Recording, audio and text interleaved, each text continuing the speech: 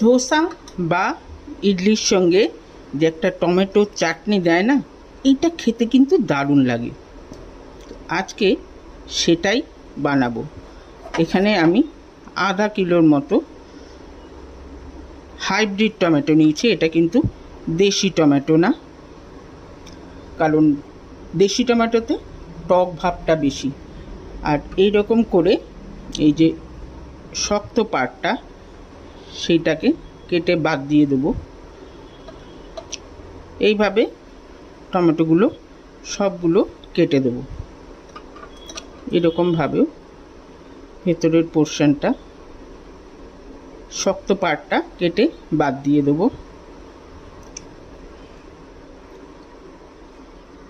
এবারে একটা কড়াই বসিয়ে দিয়েছি, দিয়ে দেবো অল্প একটু সাদা তেল।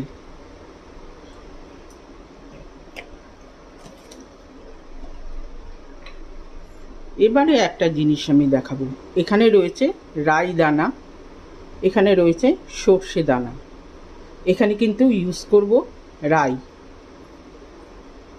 ইউজুয়ালি এগুলো আচারে ইউজ হয়। এইটা কিন্তু অনেক স্ট্রং, এটা অত স্ট্রং না। তো আমি এখানে হাফ চামচের মতো এই রাই দানা দিয়ে দেবো। দিয়ে দেবো কাশ্মীরি রেড চিলি,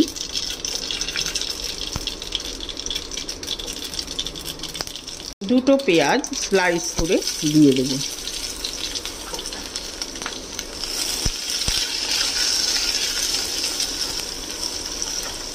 ফ্লেমটা কিন্তু আমার মিডিয়ামে রয়েছে। এবারে দেবো 2 ইঞ্চি মতো আদা, গোটা 10-12 রসুনের কোয়া,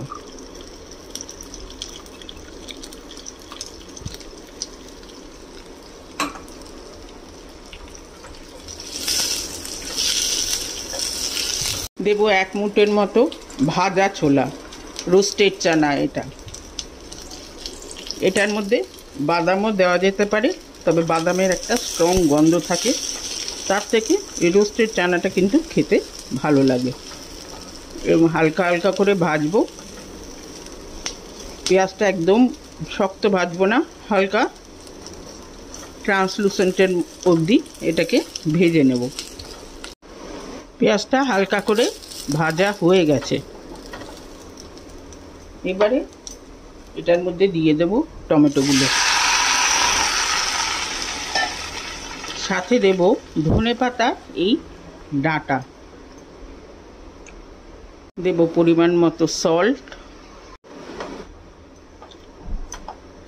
এটাকে এবারে মিক্স করে দিয়ে ঢাকা দিয়ে দেব।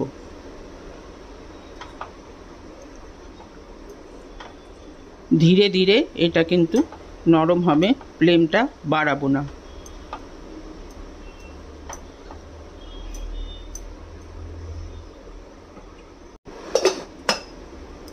প্রায় মিনিট 10 ঢাকা দিয়ে রেখেছিলাম।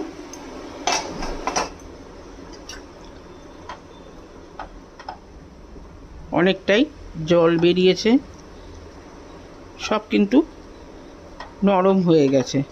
এবারে এটাকে খোলা অবস্থাতেই ধীরে ধীরে জলটাকে একটুখানি শুকিয়ে নেব।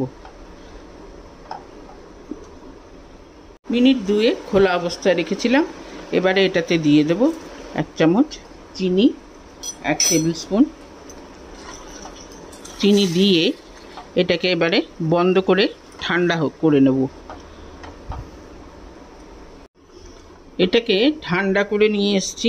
এবারে একটা মিক্সিং জারের মধ্যে এগুলো দিয়ে একদম একটা পেস্ট বানিয়ে নেব। পেস্টটা করে নিয়ে এসেছি। এবারে এটাতে ঢেলে দিলাম। এবারে দেব তড়কা, তার জন্যে হাফ টিস্পুন সর্ষের দানা দিয়ে দিলাম, হাফ টিস্পুন বিউলির ডাল আর হাফ টিস্পুন ছোলার ডাল।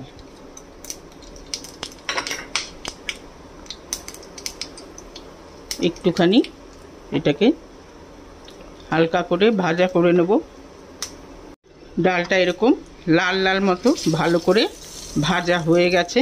ফ্লেমটাকে এবারে বন্ধ করে দিয়ে এখানে কিছু কারি পাতা দিয়ে দেবো।